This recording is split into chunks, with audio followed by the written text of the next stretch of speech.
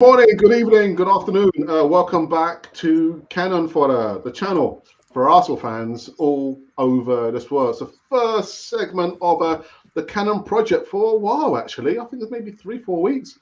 I think, Paul, the last time we had you on was back in early January. Yeah, been a while, been a long time, but yeah, good to be back. And, nice one. Thank you guys. Yeah. I'll tell Richard Godfather's also back as well. I think he just finished torturing someone because it was pitch black. Yeah, I started the session off down the mine because we've had sessions where fellas have been in submarines and stuff. So I thought I've got to top this some way.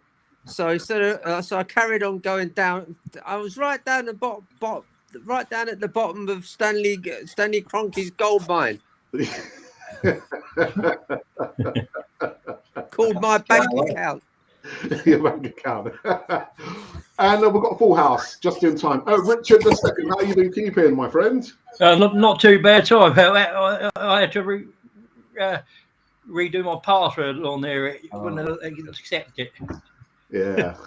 I do apologise for that. But good to see all the lads, the likely lads, back on this particular segment, the Cannon Project. So we're going to get into this one. We're going to be talking about the Wolves game. We're going to talk about the up-and-coming game against Brentford, and something about a half-time. What happened at half-time? Nothing to do with football. Well, American football. So see you guys just actually on the other side of this music intro.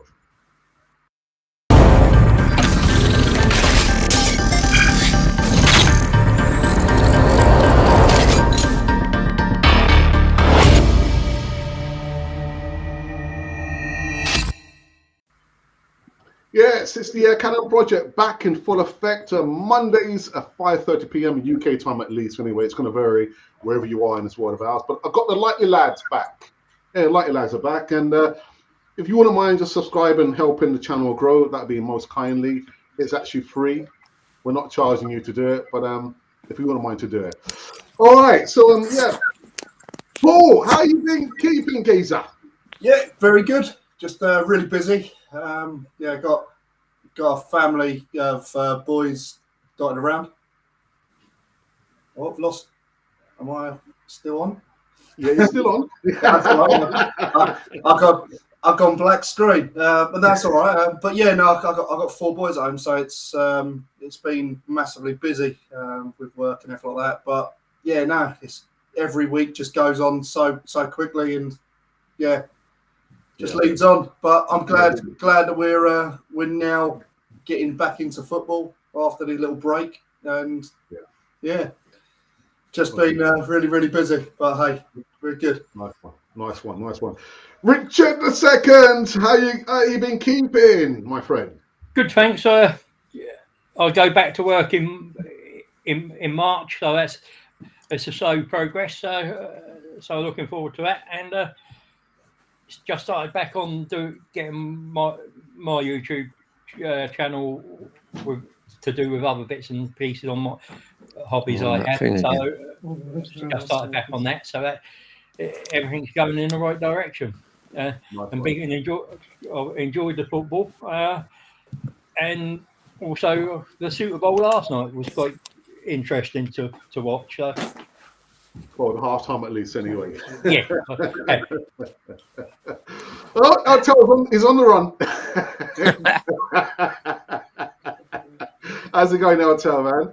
Yeah, I'm moving around. I started off in a right down at the bottom of a mine, and I've come into this bohemian village, complete with crazy wallpaper and that, and I'm good, thank you. All the better for discovering that I have a big link with the LA Rams. What, money-wise still? Not money-wise, but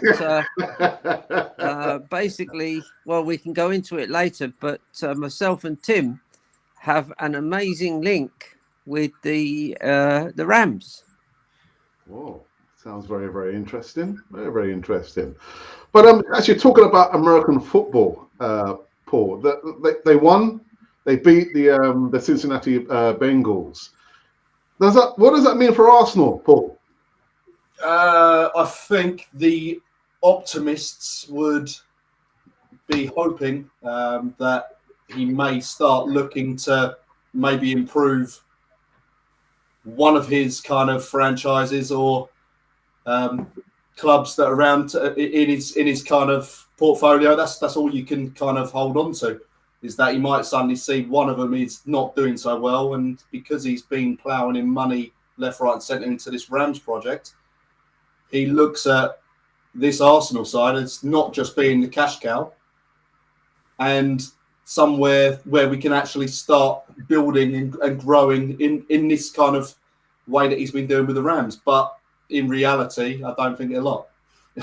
When you look at it, there's a reason why his nickname is Silent, and he's got lip service from his son in the club, and I don't think anything changes regards to day to day.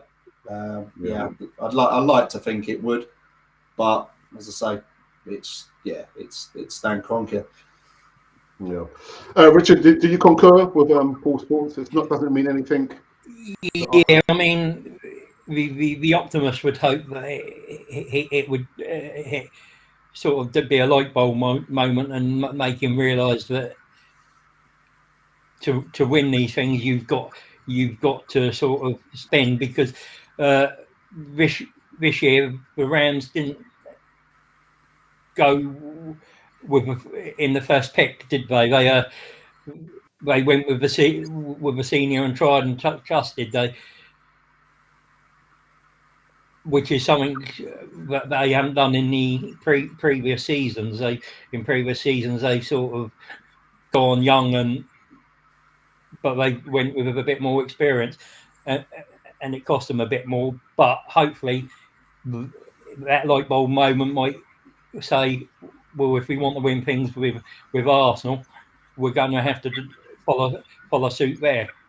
But it probably won't. Well, I tell you what, they spent a lot of money on their Super Bowl, didn't they? Especially at the halfway point or the half time. I recognise a lot of familiar faces at the half time. But tell your thoughts and also go on and tell us what is the link? Although you said it's an interesting link. Tim sent me a thing in the parish he lives in, the village or the town, very small town, is called Scariff in County Clare, and he sent me off a copy of the parish bulletin from the local church. And basically the story goes that there's a massive link between this village in the west of Ireland, and it goes like this, and I'm doing this from memory now. Back at the turn of the century, somebody from that parish in the west of Ireland, like so many people did, left and went to America, and it was two brothers, one of which was called James Reeves. He's the pertinent person here. So this James Reeves left. I would imagine he'd be around about 20 years of age, and he started up in New York when he first arrived with his brother, a fruit stall, selling fruit on the street. And things went better and better and better, the land of opportunity and all of that. And in the end, he owned like a supermarket empire. That's how it all started. It got bigger and bigger and bigger. And he then bought the Cincinnati Rams, which was the original name of the LA Rams. And the team were doing well. And then a bit like Kroenke, really, he then decided to relocate to Los Angeles, as it obviously was a bigger market. So he moved the club there. So they were then known as the LA Rams, and they won all kinds of wonderful things, Super Bowl and so on. And when he died from memory, it was 1971, the club was sold to somebody. I don't think it was Kroenke straight away, but anyway, eventually it fell into the hands of Kroenke, and he then moved it back, or maybe it had already moved back to not Cincinnati, but St. Louis. But in the meantime, and this is why the fantastic link is there, in the parish church, there's these most wonderful stained glass windows, and you can't but notice it when you go in. They're absolutely wonderful, and they were paid for by James Reeves. So he thought back all those years when he was very poor, I presume, leaving Ireland, trying to make his fortune. And having made his fortune, he sent money back to Ireland to have his parish church adorned with these amazing stained glass windows. So he never forgot his birthplace and the place he grew up. So, his supermarket, in case you're interested, his supermarket chain, he sold to what used to be called Safeway. Do you remember the Safeway supermarket chain? The one near us in Palmer's Green is now run by Morrison's. So I went shopping in his supermarket today, as well as, so there's a sort of a massive link there. And it just underlines the fact, I guess, if you're from an Irish background and maybe many other parts of Europe, including the UK, you know, people left back in the day, back from 1850 onwards, really, and went to America and Australia and Britain and all other kinds of places to seek their fortune. And it's interesting that he was the one who thought of it before Kroenke. And obviously this LA Rams have already been there before under this man called James Reeves, and somehow they found their way back to Ohio, and then they've made this sort of journey again. And as I was thinking about that story, I kept thinking, you know, it's not going to be before the decade's out, probably a lot sooner, that we're going to be ending up doing exhibition matches in New York, LA, because you think of the American market. I don't know if any of you guys have been to the States, but when you're in New York, Los Angeles is as far away from you as Moscow is from London. So it's a massive place with an enormous appetite for sport and an enormous market. So while Kroenke, I'm sure, wants to get into the lucrative thing they tried a little while ago, the sort of European Super League, and have no relegation, I think he's thought well beyond that, and his son Josh.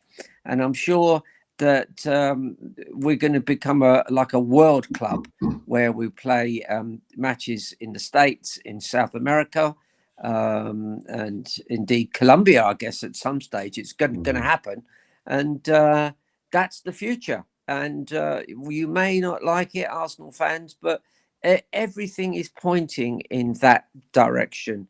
And many fans, of course, will be watching things like they're watching Cannon Fodder.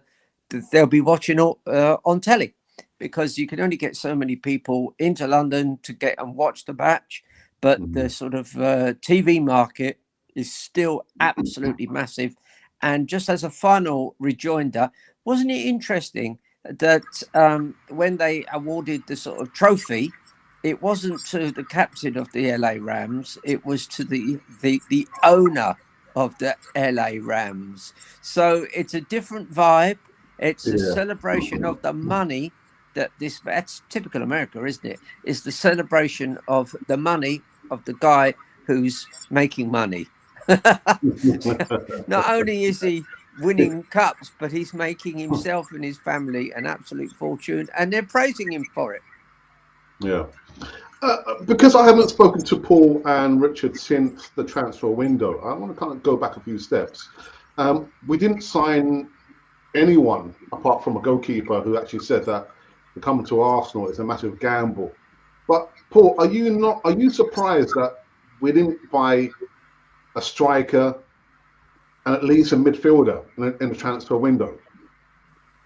Yes and no. Yes, in the fact that we need to cement the good work that we've started doing throughout this season, and we know that obviously through the COVID situation and everything like that, how short we were. But with everyone back, it is a little bit more rosier with regards to numbers. We've still got a healthy amount of players to get through 17 odd games of this season to then go into the summer. I just thought maybe it would have been too much of a gamble. And there's always those gambles in January. Yeah, there are players out there, but you're either paying over the odds or, yeah, you are taking a gamble and you're maybe just going for some. I saw the rumour about Icardi and the swap for Aubameyang, and you're suddenly thinking, well, if that was an offer, yeah, I don't disagree with them not going for it because that basically means that you're just signing anyone, you're getting anyone in who might not fit the bill or how you want them to play. So yeah, I'm a little bit disappointed because I like transfer windows, and you always have that proper positive build up to then just. It's almost like that cheap firework display, isn't it? Or you buy the firework and then you just see it go up, and you think you've got all excitement to see what it's like, and then all of a sudden it just goes right at the end, and it was like nothing. So it was just we've had a few like that. So I weren't massively surprised, but as I say, I think we were bitten by the Vlahovic deal. I think we were really led on by their agents, I think, because that deal was worked on behind the scenes using us to manufacture the situation, what it ended up being, because there was no way that deal for Juventus was done inside about 12 hours from when it was literally reported, like from when it kind of just said that we weren't no longer in for it or whatever. And then suddenly it's all signed, done, dusted, and you're suddenly thinking, yeah, that was already in place. And they were just using maybe us or putting that rumour out or whatever to manufacture a little bit more money, for the deal and for them. But yeah, sometimes you need to steer clear of players, and that was one of them. But as I say, we haven't signed anyone, but there is hope for the summer that we'll get it right, and we'll identify those players. Obviously, we've identified them because there is a list in place. But yeah, it's going to be a very, very intense summer because that business has got to be done early and swiftly, because there's going to be a queue of teams that will be looking for those players, and everyone knows, certainly if all those strikers do leave Arsenal, they know that we are crying out for a striker, and that means then those prices will then go up accordingly, because they know we're desperate. But yeah, it's one of those. Everyone's going to be in for the players, and it just means that the longer it goes on, the less time we've got to start the season with those new players and knowing what we've actually got, because we certainly don't want to be going into the season still umming and ahhing whether or not we've actually got someone or not. But Paul, very, very quickly. I mean, now you can see Martinelli now has been suspended. So is it not more glaring the fact that they went after Dusan Vlahovic for the longest time? And I think, from what I understood, he wasn't interested in coming to Arsenal anyway. Where was the plan B option? What was the alternative? Instead of going for Vlahovic and literally just saying, well, actually, we'll let him go after the alternative target. In the summer transfer window, how many players do you think we need roughly? What's a ballpark figure of players that Arsenal needs to go for? I would say 4 or 5. Are we going to sign 4 or 5 players in a summer transfer window, Paul? It depends on what you're saying. If you're putting in for the actual targets, and you're then putting in priorities, 2 of them are strikers. You're then looking at an additional midfielder to come in, and then a backup as a right back for Tomiyasu. Even though we've got Cedric, again, he's able backup. It's not like he's totally useless. He can do a job, and he done a job on Thursday. And yeah, you look at it like that. There's players there that can do the job, but as I say, I think the main priority, which I've said all along, is that attacking setup, and it might suddenly change because we might have a Lacazette that does eventually actually sign a contract. Whether or not that's a good thing, I don't know. But it does change the dynamics a little bit.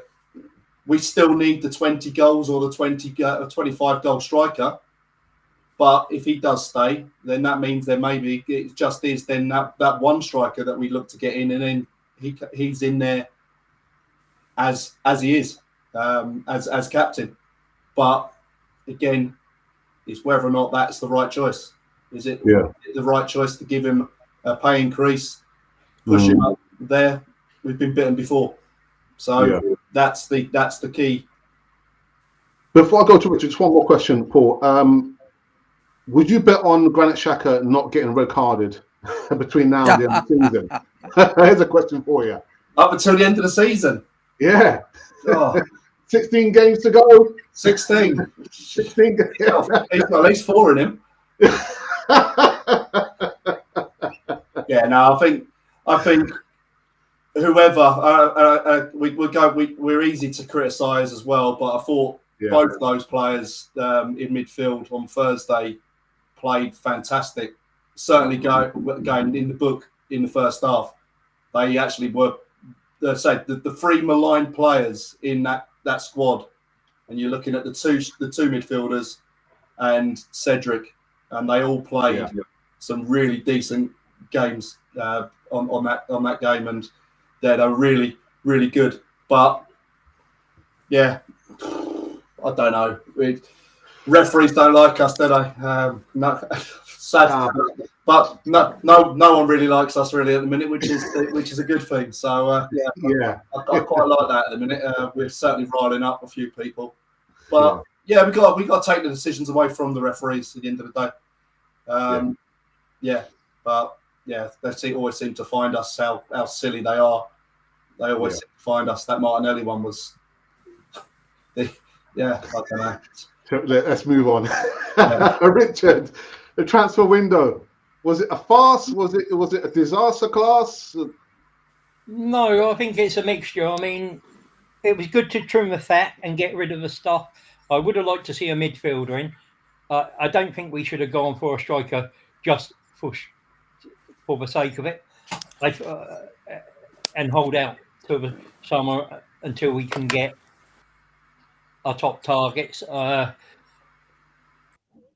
would have said a midfielder on loan just because we were short of the time. Yes, we've got people back, but injury, suspension can happen, and having an extra quality body in there would have been handy just to see us out to the end of the season. Other than that, I was quite pleased. I mean, we got rid of Aubameyang. That needed to be sorted. That's a massive wage bill. That means we can go big on a striker in the summer. We've Maitland-Niles is gone. Whether I think I would have preferred to keep him and maybe add him as a right back option. I don't think he's done enough in his time here to warrant that midfield place, but it would have been an extra body with experience. So, but on the other hand, as I said, we've trimmed that wage bill. We've got rid of players that were mediocre at best, and we can look forward to the summer and see what Edu and his team do in the summer. Richard, you said that we had to get rid of Aubameyang. Was there literally no way back for Aubameyang? I don't think there was. I think I think whatever happened, that was the straw that broke the camel's back, and there was no way Arteta was having him back in the fold. And you can say that's Arteta's fault, but Aubameyang obviously did something wrong, and it might have been a build-up of 2 or 3 things, but he was a club captain. He's on the top wages. You've got to be professional and lead by example. If you're in any other job, you do something like that. Second time you're you're out the door. You don't get those chances, and it would have just been a millstone. You'd have had to play Aubameyang in the background, not playing, training with under 21s, and every time we come in a sticky patch, that question would be thrown up. It's gone. He's over in Barcelona. It'll probably still be brought up, but he's not at the club to be a distraction, is he? Yeah, you're right. But you know what, Richard? I hear the debate about one rule for one, another rule for another player. And what I'm alluding to is Granit Xhaka. With all his indiscretions, all the things that he's done, he's still at Arsenal Football Club. And yet, Aubameyang did what he did. I hear what you're saying, but has Granit Xhaka literally in Arteta's reign being disrespectful, turned up late? Yes, he's got himself carded, but players will get yellow cards, red cards, and I mean, not as much as Granit Xhaka. Patrick Vieira had 8 in his time for us, but at the moment they didn't get rid of him in the summer because the money on offer wasn't acceptable, which I agree with. If you're not going to get what you want, you keep the player. But then they had to re-sign him to make sure they didn't lose any more money on him, and hopefully, with no disrespect to Granit, that in the summer, well, somebody will come in, we'll get the money we want, and we can add that to getting an upgrade in that midfield area, because we do need an upgrade. He is too slow, and that's his problem. If you were looking at what he does with a ball, passing and bits and pieces, you wouldn't have an issue. It's the fact that defensively he's too slow, he'll put his foot out, make a tackle, and get himself carded, or we go to ground trying to rectify a mistake, and because he's not fast enough, he doesn't get back in time, and it looks worse than it actually is. So, all right. Before I go to Eltel, Paul, you want to say something, don't you, Paul? No. Funny enough, I was. I thought about putting him up. Yeah, I think the Xhaka part was more to do with. I think he's never lost his professionalism. He might have had that. He might have had that kind of ricket where he's reacted on the pitch, which was unforgivable to some. And yeah, it wasn't right. He shouldn't have done it, but it was a mistake. But I think the professional attitude, and if you're talking about how you're actually as a footballer, you'd want to be someone like him. You don't really hear about him outside football. You very rarely. They're the players that you really kind of want at your club. You don't want to hear about he's done this or he's been out and about here and there and everywhere. He just gets on with it and he does it. And yeah, he might not be the Rolls Royce. He might have all the polished chrome and all that, but he does a job, and he's what we've got. Yeah, until we get that upgrade. That's true. Yeah, we have to play. He's one of the best of what we've got in that area. So if he is used in those defensive areas, he needs to be played a little bit further forward, like he was on Thursday. Funnily enough, because Partey was that kind of holding player, and he was playing a little bit further up. But as I say, that's Thursday. Yeah. So, Paul, very quickly before I go to Artel. So was there literally no way back for Aubameyang? There was no way back for him? There always is a way back, but it was then down to, do you actually think that someone like Aubameyang could change the way he is? That's why I look at it. And I'll talk about the professionalism and stuff. How can you be a professional player, a captain for Arsenal, and turn up late for North London Derby, the biggest game of the season, as captain, and you're trying to show responsibility and you're trying to lead by example? That's just unforgivable. I'd struggle to be late if I was living in Yorkshire, let alone round the corner from the win. How can you be late like that. Get an Uber. Sort yourself out. But yeah, no, he had a total balls up there. It was just silly. No, it's just, but that's just one of many. Yeah, just one of many things that I imagine has happened. And I totally agree with Arteta how he's done it. It's made us weaker because we have lost a player like that, but he hasn't performed. So the weakness hasn't really weakened us that bad. But no way back. No way back. Tell your thoughts. Well, Oba, Granit Xhaka. Well, I think we're going to get a bloke called Earl agreeing with me or me agreeing with Earl. I've always said that Xhaka's half a player. He's going forward. He's fine. In fact, he's excellent. He produces these lovely threaded, beautifully weighted through balls. And as a left-sided number 8, he's superb. But don't ever ask him to tackle, because he just cannot tackle. And they knew that when they first bought him. And that was one of the first comments that was around about him. This guy's a lovely player, but he can't tackle. And we have suffered abysmally over the fact that we keep forgetting that. We played him at left back in the Villarreal semi-final second leg.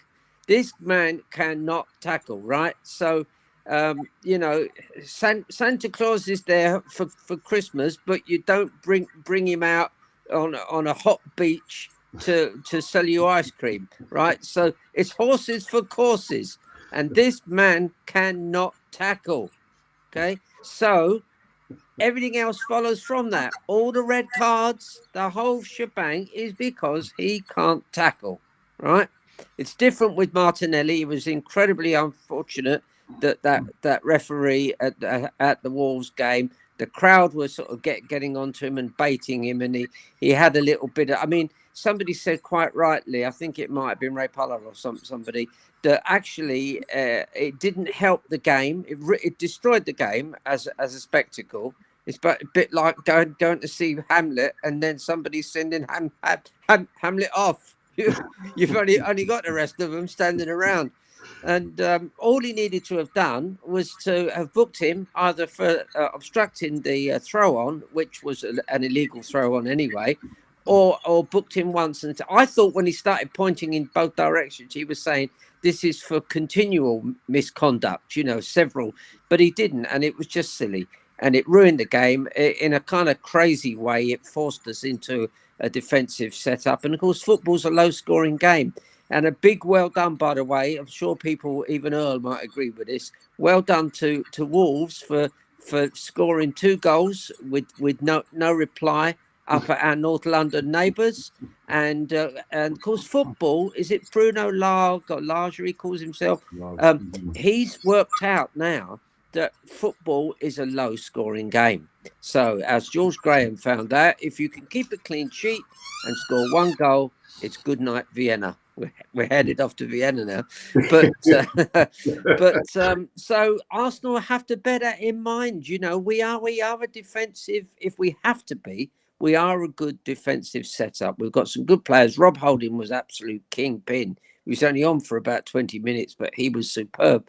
So Oba's gone. There was a lot more to it than we've seen. He obviously called out Arteta, and goodness knows if they were pulling and dragging and pushing each other around the dressing room. Who knows, But he's gone. Good luck to him. He was largely instrumental in us winning the FA Cup and move on. But what I would say, guys, is that this striker we're going to get is going to be a tall guy. Not only have they been looking at the Vlahovic one, which failed, they've got a guy here. You might have seen it. He's a 6'3" guy. His name is Armando Broja or Broja, but I think it might be pronounced Broja. He's born in the UK of Albanian parents, and he's 6'3". Bing, bing, bing. Okay. They've also been looking at in his 20s, so it's again this young person project. There's also another fella they're looking at now. Alex, you might know how to pronounce his surname. His name looks to me like Rafael Leao, Leao. Would that be Leao? Leao. And again, he's Leo. 6'2.5". He scores goals for fun. He's 22 years of age. He's a Portuguese international. So you can see that what Arteta still, I mean, a lot of people call him Guardiola light. Well, yes, you can see masses. 80% of him is straight Guardiola, but I don't think he wants the small forwards that we see Klopp use and Guardiola use. I think he wants this tall centre forward. Well, he does, because they're all 6'3". And obviously, we're going to be the team that constantly pumps over crosses. And, you know, if you've got a big enough guy there, he will score. You know, a lot of people forget that Giroud did wonderfully well for us, although he was limited. I mean, he scored goal after goal. I remember there was one of the cup finals, was it Villa, that we won 4-0. And again, he scored the fourth goal, and I think he set up the third, you know, and he'd only come on as sub. So if you have a skillful centre forward who's a big guy, he's always going to cause problems, nod the ball in, you know, and we are a team that crosses the ball an enormous amount, which is all the people that looked at our system against Wolves was we didn't go down the centre of the pitch against Wolves because they're so strong, and we went around the side. But the Wolves have done very, very well. And the next game, I know we've got Brentford next, and then after that, Wolves. That Wolves match is going to be a tough game. And I would be doing a George Graham. Remember the match up at Anfield in '89? George said to the players, go out and I want a 0-0 at half time. Don't break your necks. Don't try and score, because you'll lose the ball as you're attacking, and then they'll score a breakaway goal. So come in 0-0 and then take them in the second half. And when you're going to play Wolves, they are not going to score many goals. But my goodness, you're going to have, as Arteta said, you do well to even score a goal against Wolves. And it was this guy they've got that is doing the set pieces is an absolute genius. He came from Man City, and I think I'm right in saying we haven't let in a goal from a corner all season. And that goal was a kind of a corner set piece. To be honest, once the ball is pinging about the sort of 6-yard box, anybody can score. Yeah. So a lot to look forward to, but definitely next season we will have a big centre forward there, and it won't be anybody that we've sent out on loan, because none of our forwards are big guys. They're all like 5'8", 5'9". So. Hopefully we'll get somebody good in. The bloke at Everton they're sort of looking at, but he's going to cost a fortune. I think this Armando Broja fella is looking good because he's tried and tested. He's unfortunately Chelsea. He's a Chelsea player, but he's on loan at Southampton. And I've looked back through his career, and he scores a goal every 3 games. Okay, he scores in 3 games. He'll normally score a goal if you extrapolate it over a season. Well, that's fair. That's a decent haul, and the fact that he's still young, 20 means he's going to improve. So look forward to a big centre forward at last. Really. Yeah. So, a quick question. So, are you happy in the knowledge that maybe we're going to secure top 4? Are you more confident, top 4? Yes, I thought at the start of the season we'd be doing well with top 6. But Tottenham are falling away. Sorry, I can't stop laughing. I remember, can I tell this quick story? We were playing, I think it was Sheffield United in the Cup many years ago. I think it was, or was it Sunderland. Yeah, it was team in red and white stripes. Yeah, obviously they changed, and we got larruped. We got well beaten 3 or 4-1 in the FA Cup, and I'm along with thousands of other Arsenal fans, I disconsolately trudged my way up to Finsbury Park to sort of get on the tube. And there was a massive crush as you go into the tube station. And it was mostly Arsenal fans and a small little group of Sunderland fans. And they obviously knew they were surrounded by Arsenal fans. And one fella says in his northern accent to the other, says, "How are you feeling?" And the other fella said, Can't stop laughing. They were rubbing it in. I thought that was funny. So no, Tottenham are not doing well, and it looks like Conte may not turn it round between now and the end of the season. And if that's the case, I think they were our biggest threat. I think Man United are all over the place. They don't, they've got probably the best set of players, but they've been very poor tactically and motivation wise. So I think Tottenham were always looking to be the team most likely to get fourth place. West Ham, they pulled a lucky draw the other night, having been a goal down. So I've got a feeling that Arsenal, if you were to sort of weigh it up, Arsenal have got a very good chance now, but they've got to go on a roll, and it's got to be like a machine. Arsenal at the best of times were very like a machine. They had 1-0 wins. 1-0 to the Arsenal was the famous thing. You've got to get a very tight defence. If you're going to win anything in the English Premier League, your defence has to be absolutely superb. Don't break your neck on attacking, because that's how teams like the Liverpool team will pick you off, and Man City will pick you off. So keep it straight, keep it solid at home, especially because that's where Wolves are dangerous. They are going to be tricky when they come to us. Just Arsenal, just make sure it's 0-0 at half time and pick them off in the second half. Paul, confident top four? Yeah. I can see face, mate. You're confident. Yeah, sorry, I was on mute. I'll talk to myself. It's fine.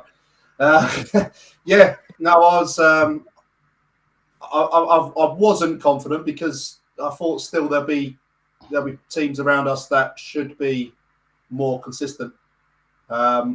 We've kind of defaulting into this position because others don't want it. Remember the Leicester season, Tottenham finishing third in the second in the two-horse race. Everyone wanted to kind of just not. They were doing their best to like not get into like the top positions. They kept on losing. Everyone was just losing games, dropping points, and we find ourselves in a situation where if we win our games in hand, we end up being 2 points behind Chelsea. And we've got to play them. And you suddenly think in these next 4 games against teams that are mid-table, you're looking at Leicester, you're looking at Aston Villa, Watford, and then Brentford and Wolves again on the return. Get 5 wins out of those, or 4 wins and a draw or whatever. We're in a cracking position. And yeah, we've got the games in hand, but they're going to be tough games. But if we get those points on the board early, before they actually come in and rearrange, then they might not matter. We can afford to go and lose to a Chelsea or a Liverpool, and we'd still be ahead of what's around us. So yeah, I'm now confident. Now it's all about us. Now it is in our hands. We've got like 16 cup finals now. Yeah. That's all you can look at. You go from Thursday to then not having a game this week to then the following Saturday. It is another big game, and yeah, the games there's a long rest period between them now until we get the rearranged stuff coming on into midweek games. But yeah, we've got this little run in now to really kind of focus on and drill down and make sure we get the points early. And if we can get those points on the board, then yeah, no one's going to have the chance to kind of come back at us because we've done the job. So yeah, but it's a big games. There's some big games coming up for all teams. All teams playing everyone now. Tottenham have got City at the weekend. You know, there's another chance that we actually go ahead of them even further. But then yeah, chuck it forward a few weeks. We've got them some big games. So yeah, one of those. But yeah, no, I'm positive. I'm not really positive about what will happen to us come next season, mind. That's a different story. Because are we equipped for that? I don't think so. Certainly not now. And this is where I talk about the 4 or 5 players probably becomes 7 or 8.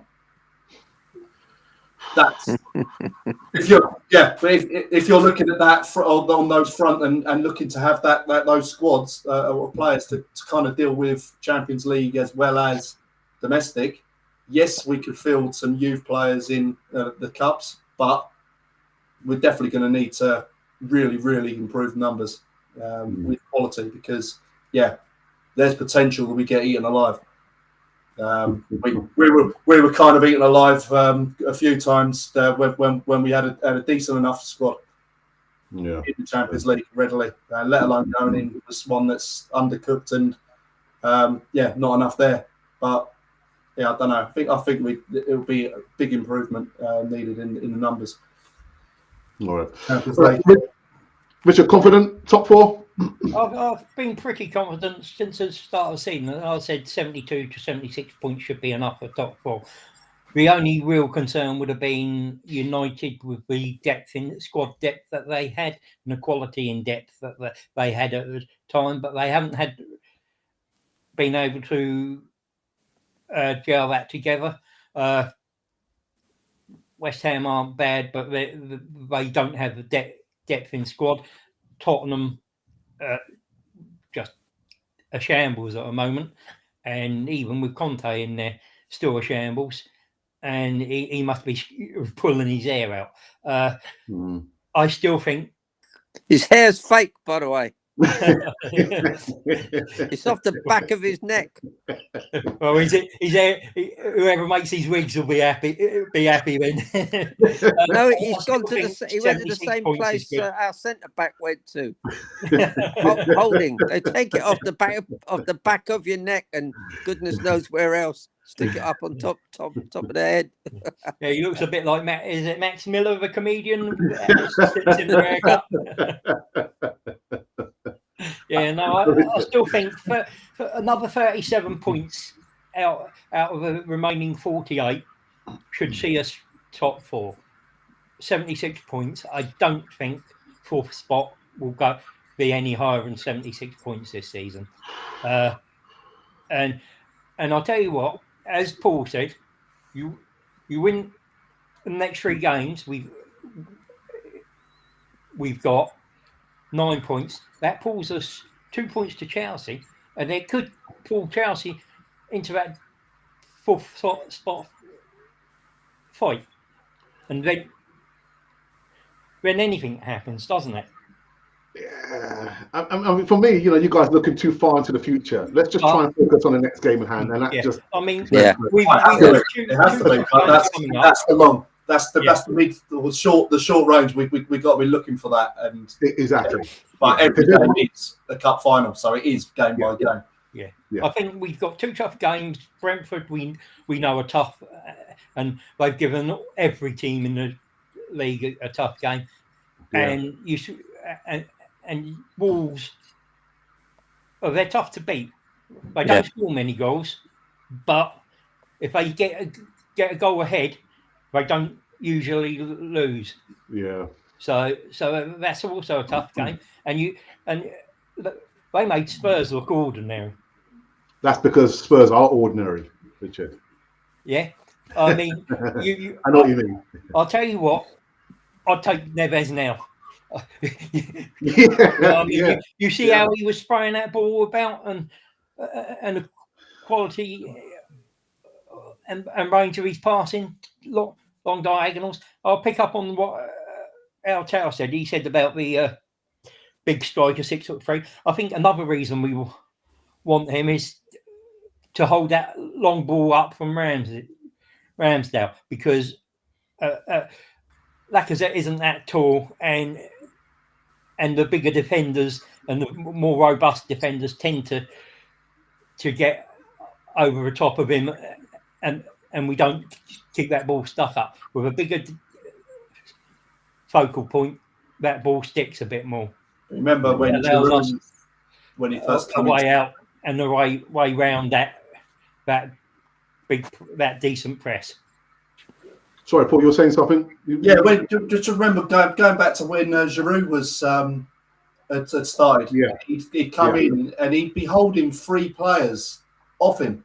So he'd be just holding the ball up, bringing the ball down, and then laying it onto a Cazorla, and just then the play gets built up and pushed around, and it was just that presence, and then that always occupies defenders, and no matter what, that is something that we've missed since we got rid of Giroud, and that was that. It was the way our philosophy changed. We started playing a lot further away from Giroud, so Giroud would then be starting to hold the ball up, but then no one was coming around close to him. So he'd end up losing the ball because he's brought the ball down under pressure, but there's no one to lay the ball onto. So the gaps between him and the other players were just getting too big. Hence why he found his way out the team and now at Chelsea. But we do miss that. Paul, very quickly, do you think? I mean, until Martinelli comes back, would you take a punt and actually play him out as an out-and-out striker, rather than him coming out on the wing? And by the time he gets the ball, he's got like 3 or 4 players to take on. So would you not play him as an out-and-out striker, or are we going too far with Martinelli? I think if we had the style of play of playing the ball through, allowing him to get behind defenders, and that means a quick build-up and a ball through so he can run onto Thierry Henry-esque. If you're saying giving those little through balls into him, then yes, there's a potential. When it's slightly methodical and patient and always getting that ball moved across to try and look for space, then no, because he's going to get crowded out. And I think this is why he probably took so long to get back into the team when he had the injury, because he needed to toughen up and he needed to really beef up a little bit with the physicality side. And I think it'll be knocked about too much down the centre. But I think he's got a bit more space in and around the wings and the channels to kind of come in and work off other people as opposed to leading the line and getting behind. So yeah, having him alongside someone with presence, then there is that ability, so he could then play off and just be the foil. And he made a little flick on to run onto. But yeah, to put him in middle, and I think we've tried it a couple of times previous, and he did look a little short of the actual physicality side. So yeah, no, I don't think he would be the option. Yeah, good summation. Till, do you want to say something before I go into the live chat? Well, I did read that they're trying Martinelli out as a centre forward in training, but as Paul was saying, I don't think he's got the attributes. He doesn't. I mean, Laka plays well with his back to the game. Unfortunately, he's not 6'3". But if you put Martinelli there, it's as bad as putting Pepe there. They're both players who like to run at the opposition. And our biggest mistake with Pepe, of course, is we can never get him into a position where he's in the area running with the ball. Because that's how he scored all his goals with his previous club. You know, he was phenomenal running into the area, and he could place the ball past the goalkeeper just by stroking it past without it being a rocket, you know. And we've failed to sort of replicate. I think he's failed to replicate his form because we're not playing him the way he played in the French league. So he may well be a spare at the end of the season, but it would be nice for him to have a swan song with us and come on maybe in the next 2 matches, maybe come on a sub with half an hour to go and see if they can get him into the area facing the opposition, because he's got a bag of tricks. I think they asked the players, they asked Laka and a few of the others, who's the most skillful player? And they said Pepe. Because he's got that nutmeg, and he could do this, he can do that, you know. And if you get that player into the area, as long as it's not the opposition haven't funneled back, then he can do massive damage. And that's how he scored all the goals this season before he sort of came to us, you know.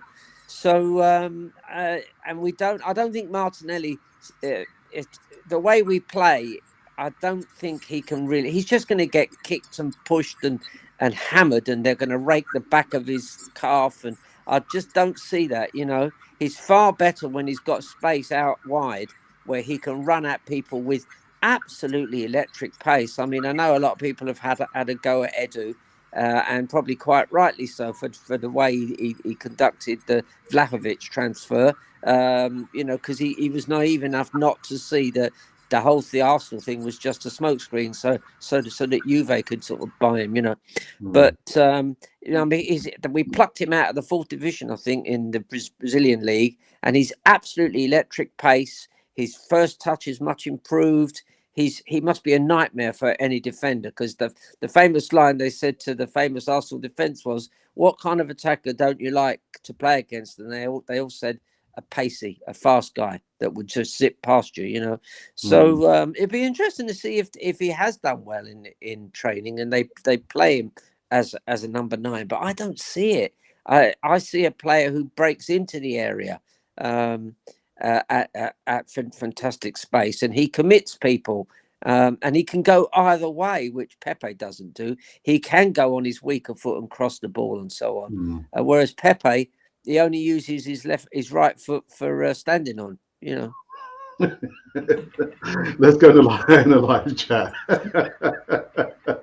First up, we've got John the Geezer Guna. He says, "Evening, Julius. Come on, you red." And what do we have here? We've got Arini Saka, who says, "Evening, gentlemen." Evening. Why are we still talking about the Rams and the Sheets? It wasn't me. Actually, it was me. Sadly, I think Terry is bang on about Arsenal and Kroenke's vision. What is the vision? To make Arsenal into a franchise, Paul? No, I think that's a byproduct of it. I just think he's seen us as the cash cow and the way of being able to bill for the money to support his many other kind of franchises, and that goes from the way he hasn't actually put in any of his own money into the club. He's used it to take the profits from the club, taking it off the public stock market, so it's all now private, and he's now running it how he sees it and using the smoke screen of not doing any or making any action until we actually had the full control of the club. Until like that, So this is why we talk. Well, we're sitting here talking about how far we've fallen, and the fall from grace of where we are now is because of that lack of investment. When we moved to that beautiful stadium behind me, it's not that beautiful now because it is looking a little bit outdated. But a little investment. I'm not talking chucking billions, but certainly think we'd be in a damn sight better shape than we are now. And we'd be talking a lot more positively if there was that little bit of investment when we had those decent players playing for the club. But I don't. The vision, no, I just think it's just to make as much money for him as possible. I don't think there is any vision about turning us into a superstar club of winning trophies. I don't know. It doesn't fill me with the encouragement for him to actually say that. I bought a club to win it all. Not like Abramovich, where you say he spent all the money, although he didn't look too happy about winning the club. Thank God they never gave him the trophy. I'll tell you, it would have been a proper write-off. But vision-wise, I think it's just all the money for him. Yeah. When he says the only way KSE, not KFC, KSE will sell the club is if the fans stop attending home games. Of course, that will never happen, Richard. Never happen. No, I think with what was going on with him, Kroenke being sued, if he was going to sell, that would have been the time. Now the Rams have won, and he's got quite a bit of money from that. He will have no reason or intention of selling now, because that win will have put him in good stead and means that all that money he's got to pay back the other owners for transferring, he's in a better position. He won't sell us, and it's just now a case of see what happens. Yeah. But Tell, from what I remember, what I understand, he's brought Arsenal as a legacy to give to Josh anyway. So the Kroenke is going to be. Well, I think that was when people were having a go at Uncle Stan, and it looked like. Do you remember? I think you rocked up to one of the demonstrations outside the stadium. We had two there, didn't we? In quick succession. When the heat was coming on, and people took photographs and put them through a red filter with all the red smoke and stuff, and it all looked good. And so he said, "Well, actually, it's Josh who's in charge." Very clever move, because he's silent Stan, and suddenly you've got this young-looking guy, and people are going, "Oh, we'll have to find out about him." And that was a very clever move. He sidestepped himself being in the firing line. I mean, none of us trusted a bloke with a syrup on his head from the start. He's a multi-millionaire and he can't even get a decent syrup. Sorry for anybody who doesn't come from London or whatever. A syrup of figs is a wig. Is a wig, and he's got for all his money. I mean, he should get one like Elton John. I mean, that looks quite sort of decent, doesn't it? The suits aren't much better either. Yeah, but so he's not going to sell. He's got a history of never having sold a club, and it's almost like he's sitting on Arsenal because it's the goose that lays this sort of golden egg. You're guaranteed 60,000 or near 60,000 crowd. The Arsenal can only appreciate in value. It's like these people who've bought a house or something or a flat in London, even with little minor crashes or whatever, sooner or later, the house price goes up. And that's what's happening with Arsenal. Real estate Arsenal will continue to go up. I do keep an eye out on Dial Square. We did talk a bit about this in previous programs. Yeah. The guy that bought or started off Dial Square used to own Addlestone United down there in Surrey, and that went a bit belly up for him. I think I can't remember, but anyway, whatever happened there, he then decided to start again at Dial Square. But I don't know how well that's doing. It's if you're going to challenge Arsenal and revamp and do it, make it a Phoenix club. I think you've got to get slightly closer to North London. There's plenty of smaller clubs around North London that you could sort of piggyback into. So I don't know if that will ever happen. It would be lovely if it did, and I'd be very interested in backing it and supporting it, but only like Wimbledon, a fans club. AFC stands for a fans club. Wimbledon, where every single person who follows the club owns a part of it. I mean, we used to have that, didn't we? And we had the sort of benevolent Hillwoods there who would keep in the background, and instead of like Kroenke going up and receiving the trophy, it would be Tony Adams or Frank McClintock before him. So it's unfortunately, money talks, and the big buck talks, and we are the goose that laid the golden egg. So I can't see anything changing. It's a real shame. It's lovely to get back to sort of grassroots sport, which I do a little bit of with Tim, who comes on this channel a few times. And Tim and I, well, it's mainly Tim is the absolute genius behind a title-winning hurling team, and then it's great to get back to grassroots sports where everybody enjoys it. The local community are involved. All the local people are involved. Well, Arsenal isn't like that. He wants it to spread across Europe, and I'm sure, as I said earlier, he wants it to spread across the States. So I notice DWTT is on, and I can tell you, Gary, that we'll be playing in at New Jersey. Down by the New Jersey Palisades inside the next 4 or 5 years. That's a dot on the cards, mate. Let's go back into the chat. We've got what have we got here? Oh yeah. Oh, said Alex BA. We're talking about Granit Xhaka. Well, what did I say about Granit Xhaka? Transfers. What transfer window? Listen, brother. Arsenal ain't gonna sign any player because no one wants to come to Arsenal. Richard, is that true? Nobody wants to come to Arsenal. I mean, you've got to say that Vahalovic always wanted to go to Juve, Yeah. and it was never a thing. Was it then right to go and pay 72 million to get Isaac out of his contract in the winter? No, he's not worth it. He's not worth that money. Come the summer, revisit it, maybe at a lower price, or go and get Calvert-Lewin and get value for money. I think we've been stung before for paying over odds for a player when we didn't really need them, and I'd rather wait till the summer. And there'll be plenty of.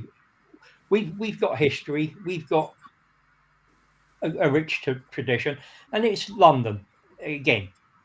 Players will want to come to London. It's just making sure you identify those players, you get in early, you do the groundwork early, and then you've got them in before the seasons, before pre-season starts, or at least halfway through pre-season, so that they can start gelling and you can start seeing the benefits by the time the season gets up running. Which I understand what you're saying now, until the summer. But what about the here and now? The here and now. Did we need something in the winter? It's a hard one because those players coming in January, you haven't got as long to gel with a team. You don't get any pre-season, and they might not have hit the ground running, and then it would have been, oh no, look at Arsenal doing shoddy business. I think they were sensible. Again, a lone midfielder would have been nice, but striker, we were scoring goals from different parts of the pitch, and I think we can probably manage without until the summer. But in the summer, that's the area of investment, big area of investment we need, and we need to spend big. If we've got aspirations of staying top four and competing for anywhere else, we got to spend serious money. I think, like Freya said, you're looking at 4 to 5 players, two strikers, or a striker and a forward that can play across the front three, 2 central midfielders, and a right back up for Tomiyasu. And you really think we're going to get that business done in the summer transfer window? Minimum 4 to 5 players. Yeah, I think we'll get. I think we'll get four in minimum. I don't, and that fifth player will depend on if we get rid of Xhaka, if we get rid of Maitland-Niles, if Bellerin goes, and Torreira, if we actually get them off the books and get money in for them, then I think we'll have a bit more to play with. I think we could be looking as well at the sort of tactical changes that Arteta's doing, because I think he's very aware that the party experiment hasn't worked, and in the most recent games he's played Xhaka much further forward and tried Partey as the sort of pivot, because Partey has looked half the player he looked at Atletico Madrid, and I do think he's lacking a little bit of pace and that little bit of snap in his play.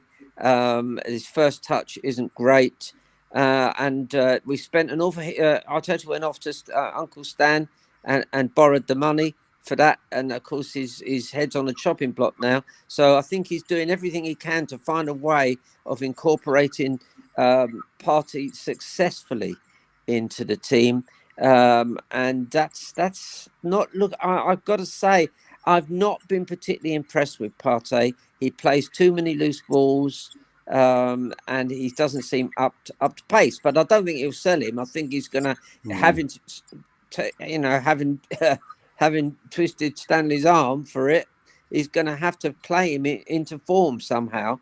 But sometimes players from La Liga, they struggle for pace. Torreira might be a perfect example. If you put him in the Italian or the French leagues or Portuguese, he looks fine, and Spanish league, he looks fine. But in the EPL, he was a small space player. He couldn't get about the pitch unless the ball's close to him. He couldn't affect things. Now he's back in Italy. He's looking a good player again with Roma. So I would have thought, and it's not just me seeing this. I think a lot of people see it, and hence I think we're going to end up seeing Xhaka go off to Roma, and I think he'll be a big success because he plays that slow, quick, slow game that they play in Italy. It's perfect for him. But the helter-skelter breakneck pace of the EPL, you've got to be able to sort of. That's why I think Arteta was looking at Yuri Tielemans from Leicester, because he's tried and tested. And what's the name of that centre forward at Everton? That I think he's an Arsenal fan as well. They were looking at them because they're tried and tested. There's always a danger that if you take a player from another league and put it in the EPL, suddenly you notice the player isn't tough enough, fast enough, quick enough, snappy enough. There's certain things, certain qualities you need. So Saliba, for instance, there must have been something or several things in Saliba's game that he just didn't like the sort of look of, and now he's looking a much better player. And of course, centre backs don't mature until they're in their sort of late 20s, you know. So I remember Van Dijk when he played for Celtic, and I thought he looked quite a tasty player, green as grass. But and of course, as he's got older, he's got better and better and better. And we saw that Adams was still, you know, pulling up trees at the age of 32. So I think Saliba will come back, and I think tactically that's us sorted then, because we'll keep holding, and we've already got two excellent centre backs. So it's just this midfield now really to sort out, and I'm pretty sure they'll keep Partey.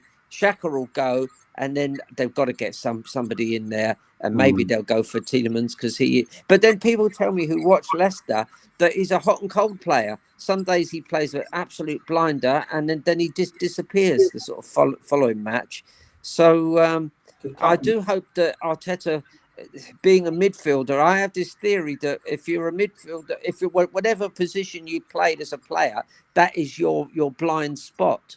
So you know, and that can be true. I mean, George Graham was never a defender, but my goodness, he could create a fantastic defence, you know. And in his latter years, our forward line was just Ian Wright. If Ian Wright wasn't scoring, we weren't scoring. And I do worry that Arteta has made various attempts at creating a good midfield, none of which have really worked. But he's certainly done wonders in creating a decent defence there.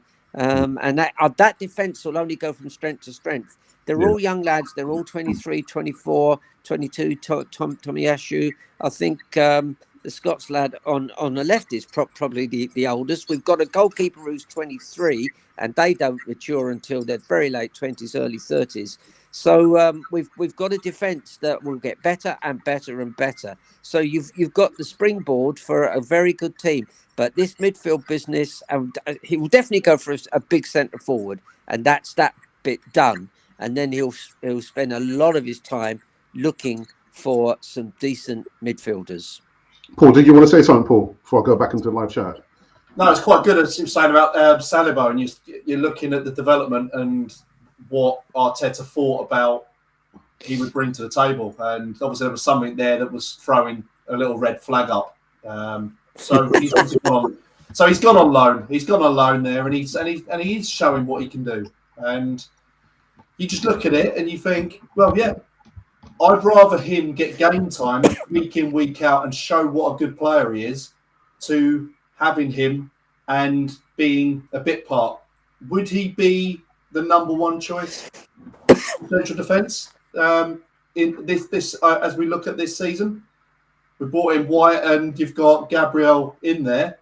how many games would he play in this season? When we were just looking at it like that, without knowing what he can do, what he's been, what he's been doing at Marseille, and you're suddenly thinking, he's going to take this season very well because he's had the game time, and he's going to come back in the summer with that experience, and he's now going to be saying, "I'm ready for it now, and I want to show what I can do." And I don't close the door on Guendouzi coming back, and it might be a controversial one, and probably a bit more unlikely, but he could be another midfielder that comes in, and we still think we need another midfielder. But out of all those players on loan, I think 9 or 11 players on loan, I think only 2 will remain with us next year. Wow, that's what I think. I think everyone else will be sold, but that midfield position is open, and Guendouzi, if he comes back and again shows the ability to kind of come back and actually want to play for Arteta and shows the actual professional side of things, then there is a chance for him. But if he doesn't and he comes back like a little spoiled kind of player that he has seemingly been, then there probably isn't that opportunity. And we talk about the Aubameyang. Is it the last chance? No. Lads, I have to say we have an amazing contributor here. I've just read his stuff. This guy is brilliant. Why not Sentiment FC? He says Arteta is blind to talent and is an arrogant, narcissistic pork chop. I mean, that guy's brilliant. Is there any way of getting him on? Because his turn of phrase is superb. I love it. I'll have to vet him first, still. Get him on. All right. Actually, Paul, I was going to ask you very quickly about Lucas Torreira. Would you take him back, or you think no? I think he's been tried enough. I think when he was there, and he may have had the odd game that it looked useful. I just think physicality side of things, I think he got a bit caught up in it all, and again, pace. I don't think he's suited to the game, physically or speed wise. But I don't think the state of the midfield really helped him. I think it's still hurting us now where we haven't got a balanced midfield. Yeah, and that's part of the issue. Having an unbalanced midfield will make the best player look like Granit Xhaka. Joke. I did want to laugh, but that's it. You're looking at it and you're thinking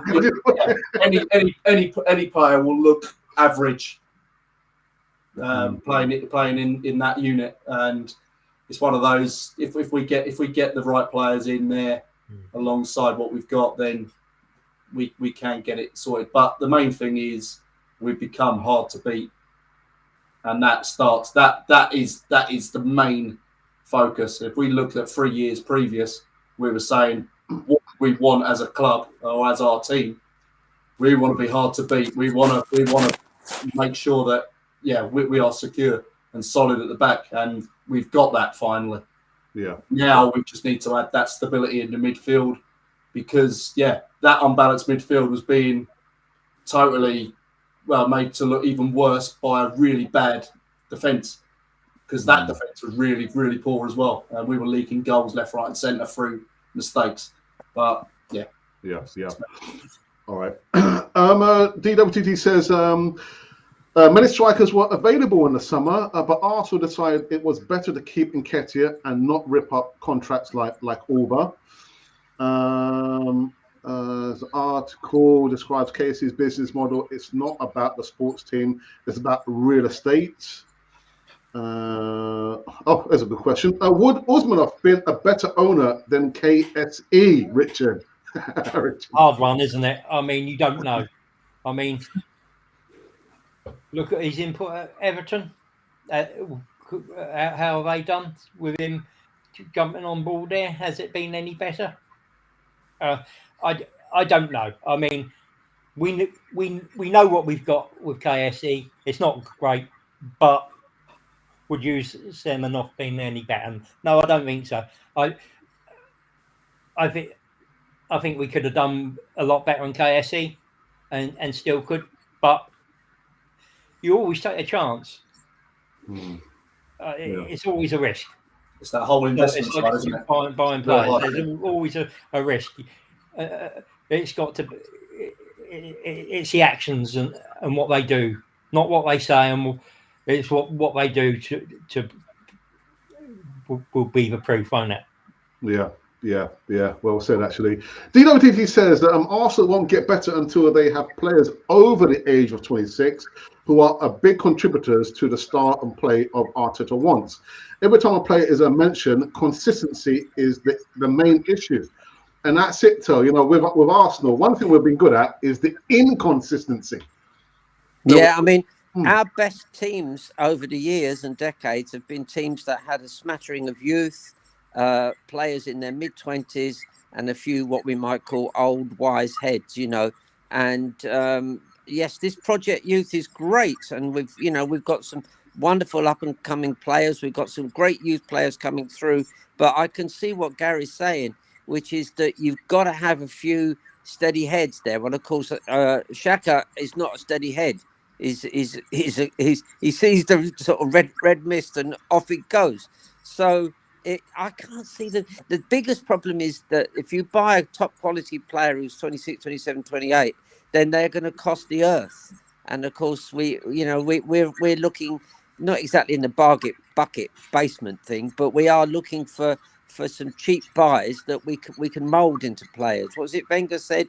We don't buy superstars, we make them, So I suspect that Arteta talks about the word the project that he's doing, the system he's building, and I suspect we're at least two years off a serious challenge. They say actually in a lot of businesses and certainly in schools, if you're going to turn a failing school round, then you don't suddenly do it, because that's just a quick blip up and then it goes down.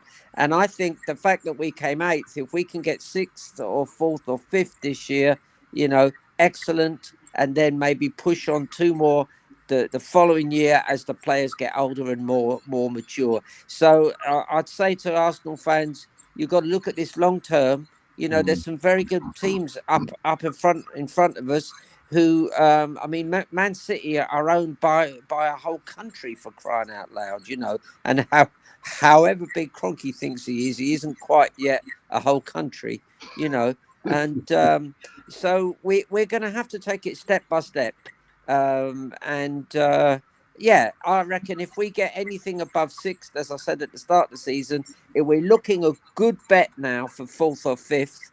I think if we get fifth, that puts us into that dreaded Conference League or something, doesn't it? That nobody wants, so except Stanley Kroenke, because it means more money, of course, But then if you're going to start playing either in the Conference League or the Champions League, the squad we've got now is too thin.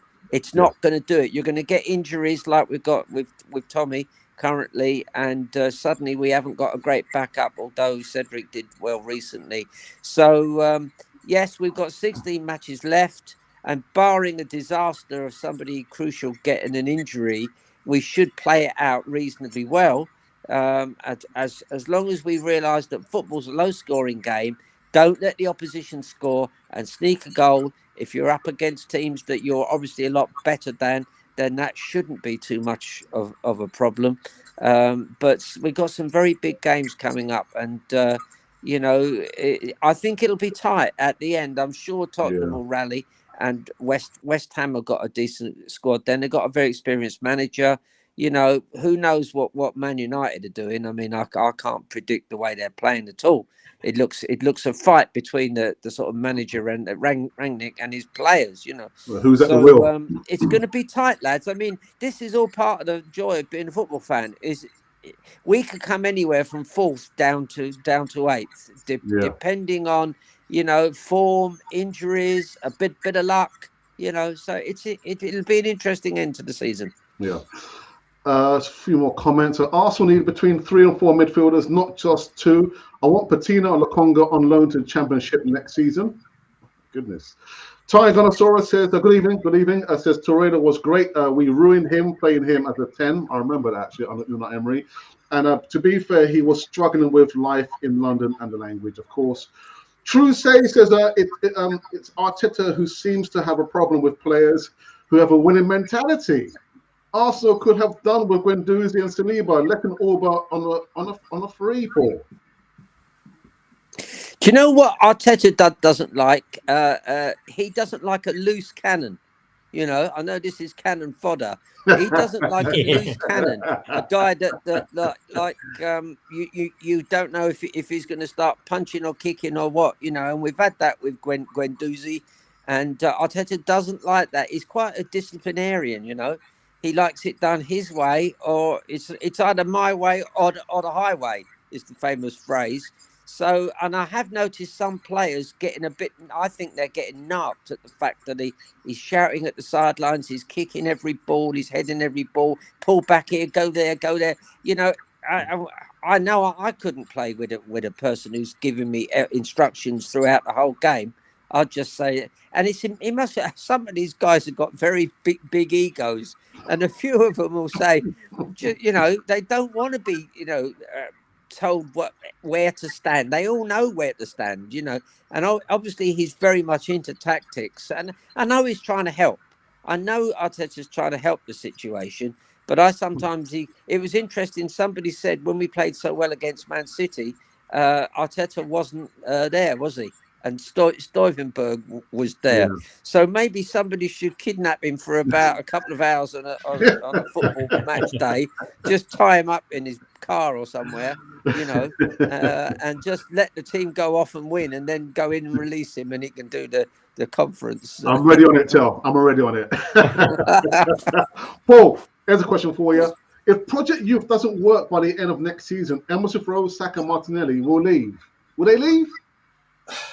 I think that's a bit early for that side. Obviously, what happens at the end of this season depends on how we're shaped up for next season. It's a World Cup year as well. Yep. I can't see anything happening with them for 2, 3, 4 years. In all honesty, I think they will stay in and around, and if there is no change in that kind of small short range period, then they'll formulate their own opinions like others have done previously, and that's it. We've got to understand where we are by then. Let's say 2 seasons, we should be where we need to be. If we're not, then we can't blame them. It means we've not gone to where we need to get to. And if they don't think that we're going to get there, then they probably will look. And we can't stop like teams coming in for them. Yeah. At the end of the day, someone's going to come in with a big pot of money. Is Stan going to suddenly turn him away? No. So there you go.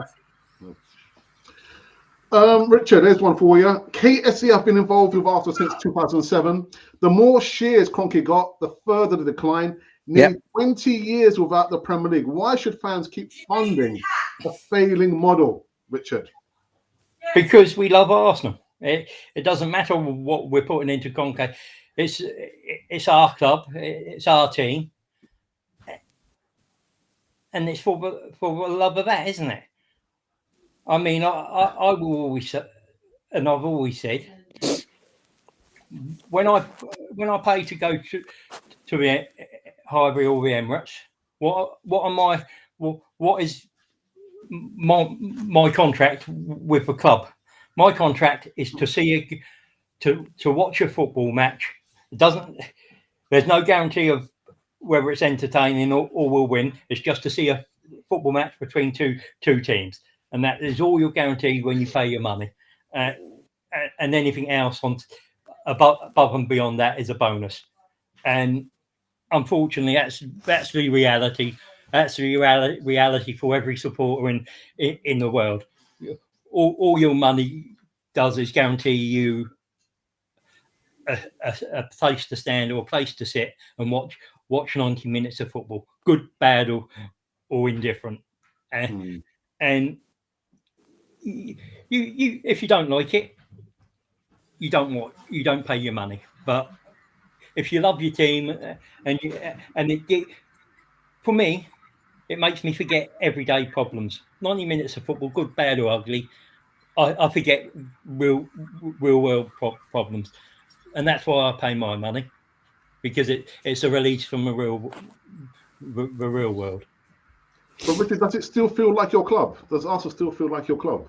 Yeah, I still associate with the players and the past players. Okay, there's with the hierarchy and the stuff. There is a difference, but is it just a look at society in general? I mean, the way society is now in general, is it just a reflection? To be honest, and that's the problem. I mean, Arsenal still do a lot of good. The community work, they're very rich with and deep into the community, and they do a lot of good. But we aren't going to do anything with the owners. I don't think even if you, unless you went 2 or 3 seasons with no fans in that stadium, would be the only way with Kroenke's. And would you? Are there going to be fans out there who've spent, like us, 20 plus years supporting, 20, 30 years plus supporting Arsenal, going to walk away and stay away? Can't do it. We love the Arsenal, good or bad. I've got to say, there actually is a blueprint that it can be done. And AFC Wimbledon have certainly shown you how to do it legally and to make sure that all the fans own the club. And if you've got somebody like Daniel Ek involved, a multi-billionaire, and then you'd have to get some ex-players pumping both money and their own support into the club, it would be just about possible. It's a blueprint, but as I said, Dial Square, I'm not sure they've got it right. I don't want to condemn them out of hand, but I'm not quite sure as a Phoenix club, their sort of model works. But as some of you guys have said in the chat there, you know, for Stan Kroenke, this is a cash cow, okay, and it's a vanity project, as we saw in the Super Bowl. You know, it's a vanity project for him. But what he really wants, as Gary was saying, and he lives out in the States, what Stanley wants is to accumulate money. That's his buzz. That's the buzz he gets, as much money as possible. And he did say you don't buy Premier League clubs to win trophies. So if we had Abramovich, of course, it's different. Somebody put up, would Usmanov have made a difference? I think he possibly would have done, because he's, again, an incredibly rich guy, a lot richer than Stan Kroenke. And I think he might have taken it on as the, Dial Square are in. That's interesting. Maybe Daniel Ek hasn't got the money, but if he's friendly with Thierry Henry and Robert Pires and stuff, then he's got a lot of kudos going there. You know, but Dial Square, I want to be fair to you.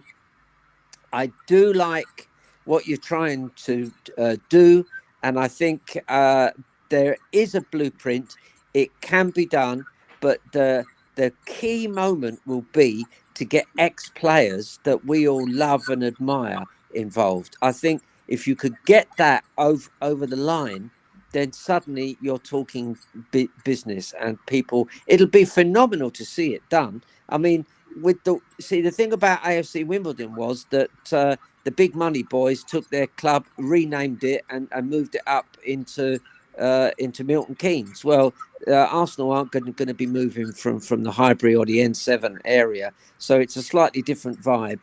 So I'm not completely saying that Dial Square are wrong. I think their spirit is in the right place. I really do. I fully understand it. And if in 10 or 15 years' time we still haven't won anything under Stan Kroenke, then people will see the wisdom of what Dial Square are trying to do. But at the heart of it, I want to have one fan, one vote. I want it to be a democratically run club, and any benefits go to all the supporters. And it's possible, but it's more possible when Arsenal aren't doing well.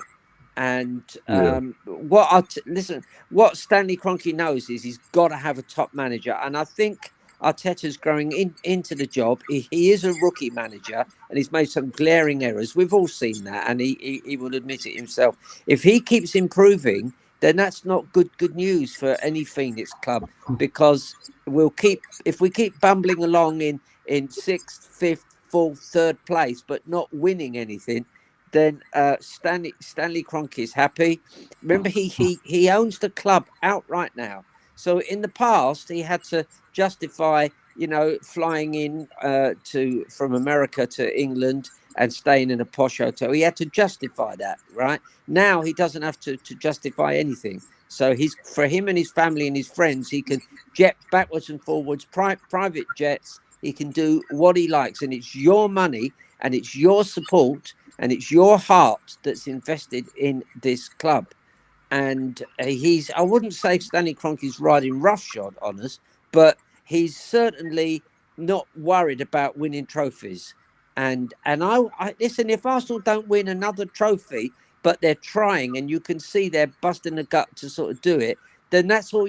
No trophy is ever guaranteed.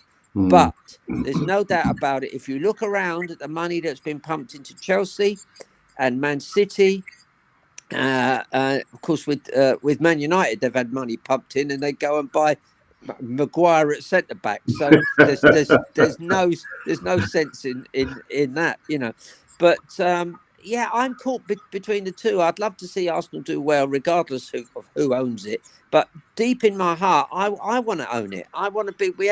There's an elderly couple living over the road from me, and his wife bought the husband a share in Arsenal, and then the next year, probably Valentine's Day, today's Valentine's Day, John bought his wife a share. So they both had one share in Arsenal, and it went from being £1,000 to 14,000, and they were, they sold for a total of 28,000, not because they kind of wanted to, but because it was forced on them. And many fans have had shares running through the family. It doesn't really give them much voting right, but it makes them feel that they're part of the club.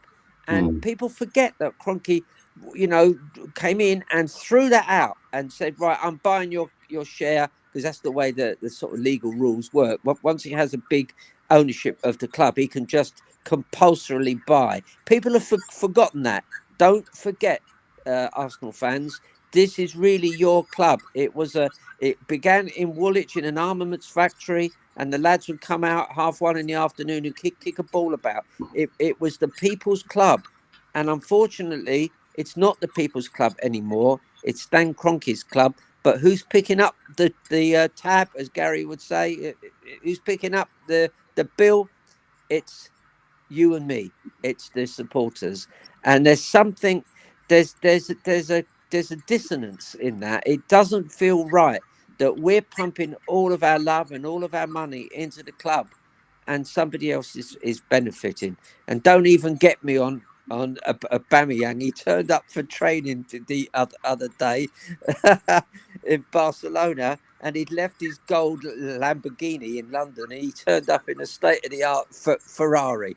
And it is a disconnect when you think that there's kids going to school hungry, and our superheroes are swanning around in and there's no big grudging him that, but there is a disconnect, and I don't like that, because when I started supporting Arsenal, I sound like an old fogey now, but when we were kids at school, when it was half term, which it is now, we used to go up to Finsbury Park at midday on a Friday, and the players would walk up from the old stadium up to Barclays Bank on the corner of Seven Sisters Road at Finsbury Park. They put their checks into the bank, and they'd go for a meal. And do you know where they went for a meal? the Wimpy Bar. Wimpy Bar. And we used to stand outside and watch them all eating and get their autographs. Well, we're a long way from that. And I'm not saying, things move on and you have to move on with time. But there seems to be a disconnect there somewhere. Yeah. Paul, I'll let you have the last say before we wrap this one up. Your thoughts, I've got to see a comment here. Usmanov would have kept David Dean's red and white holding. So definitely he would have made a difference for the better. But your thoughts, Paul? Yeah, I think one of the main things when we talk about having people that are football people within the club, David Dean, him going was the downfall of modern day Arsenal. And yes, he did introduce Kroenke into the club, but he also brought in Usmanov as well. But the board were the ones that basically sold him out. And they sold out and they sold their shares and went and turned against David Dean. And there was talk that they didn't want a foreign ownership. Then all of a sudden they started then selling to Kroenke. And you look at it like that and you think, yeah, the difference between what KSE and Usmanov would have had probably money that would have been in your face. And he would have been more in your face and it would have been there. There you go. David Dean pulling the strings, doing the financials, doing the agreements. Job done. Just like with Arsene Wenger. And that's in the end of the day, that's what made Arsene Wenger what he was. And the relationship with him, and he wanted a player. That relationship was really good. Yeah. And when we didn't have that backing, well, put it this way, you've just brought a substitute, Ivan Gazidis or David Dean, and you're suddenly thinking, Christ, we've brought on the proper riff-raff. And we tried to sell him up the lane, wouldn't you? You try to get rid of him. You try to give him to like your worst enemy. But yeah, Gazidis was probably the worst thing to have happened to Arsenal after KSE. Yeah. But yeah, that's the final word. Yeah. Paul, quick question. So does Arsenal still feel like your club? Yeah, well, I say I've been a season ticket holder for 15 years now, 16 years, and yeah, I look at it. There's parts of it where I don't, to a certain degree, but not so much as like I'm totally distant. I still go and I still associate with Arsenal. Match days being at the Emirates, still the same. The players, yeah, I get the whole affinity from that side. I still have my passions. I still have my idols that I look to, and I think I really look forward to watching this player.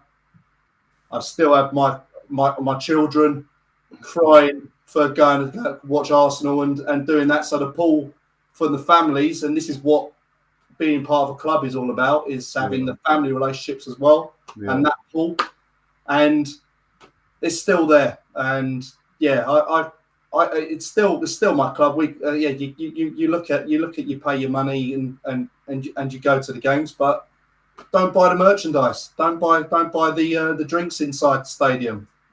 Affect him that way. Go and support your team, but then anything other than that, the merchandise and the beverages and stuff, just blow that out and see that kind of like go down the pan. That's the way I'd say. Just if everyone just not actually buy stuff through the club, then you're probably not going to do nothing. But it's one way of getting at them. But yeah, you go there to support the team. If you're not there supporting the team, then there's only going to be one thing that's going to suffer, and that will be the team again. Yeah. And we would be in a better position. But if we were actually a 12th man at home most of the time, we would be a lot better as well as a club. And that's just from going away, being a in the away ground at Anfield in the cup. Yeah. Those moments are the ones to cherish, and you end up taking your children to those kind of atmospheres, being in the away end. Fantastic, but to reverse it back at home and not put in that effort at home because we think it's a given just to be there and not get behind the team, and then they get the negativity as well, the negativity side of things, and you don't want to keep listening to someone moaning about someone not passing it here or there or not pushing and not making a tackle, because that's all you hear, all the kind of like just the normal things that come out, the stereotypical kind of like comments that would come out every like 1 minute after the game. Yeah, pass it, press. It's like it's something else. But yeah, it's one of those. It's just get behind the team and support the team when you're there. Affect the pockets by stop buying the merchandise and stuff, but make sure that we're behind the team 100%, no matter what. And that's what I say about the players. If they're wearing red and white, we get behind them until they are actually sold and not actually an Arsenal player. They may not be the best. They may not be the Rolls Royce with polished chrome, but they're an Arsenal player. Get behind them, and then when they go, you can then say bye. Yeah. And then we have our upgrade. Paul, listen, mate, well said, and a really wonderful way of ending this segment of the Cannon Project. Actually, we went on longer than I actually thought about because the discussion debate was so high level. I thought, no, let it run. Ian Barrow in the live chat said to me if I could read out his comment, and he said he's a Darlington supporter. He's a Darlington fans have had to put in over £2 million since we reformed in 2012 for running of the club. Not a good state of affairs. When you look at the Premier League, when the money is stuck at the top, they say gravity. Things actually have to come down. The money hasn't come down. Hasn't gone to the grassroots of football, has it? But down doesn't work. yeah. But anyway, I see LTL's gone somewhere. But we've come to an end on this particular Cannon Project. Guys, listen, the discussion has been so good. I'm kind of tempted to kind of continue this debate or discussion for the Easy Talk. So, Paul, if you're available for the Easy Talk this Friday, Richard, if you're available for the Easy Talk this Friday, I'll gladly welcome you guys. Yeah, I'm available. So yeah, Paul, you're in for that. I will be if I'm not getting divorced through being late cooking Valentine's dinner. So I'll be there. Nice one, guys. Well, yeah, LTL's gone off for some reason. But those of you watching, I didn't read all the comments in live chat because again, the discussion was literally one of the best on Cannon Authority TV. So no doubt you've been seeing the Lighty Lags back again for the Easy Talk this Friday, 7:30 p.m. So make sure that you've tuned in, don't tune out, and better still, subscribe. Not only subscribe to Cannon Authority, but also subscribe to Paul, your channel, geezer. Yeah, in the North Bank. So please, guys, come and give us a follow, and hopefully I'll have some decent views to tune into. So look forward to being on Friday. Nice one. And of course, Richard has a YouTube channel, not football related, but it's not football related. No, it's not. It's more hobby. Warhammer 40k, but that's completely different. That also helps me relax and chill. yeah. Well, let us know when it's back up and running, and then we'll put the link in our description box. Thank you very much, Alex. Much appreciated. All right, no worries. Well, listen, guys, that's it. I will be back tomorrow morning, giving some more live news segments on this channel of ours. Remember, it's not mine, it's not yours. I only wish Arsenal would think the same way. Our club, not their club. It's our club. And without further ado, just quickly remind you that you have been watching Cannon Fodder, the channel for Arsenal fans all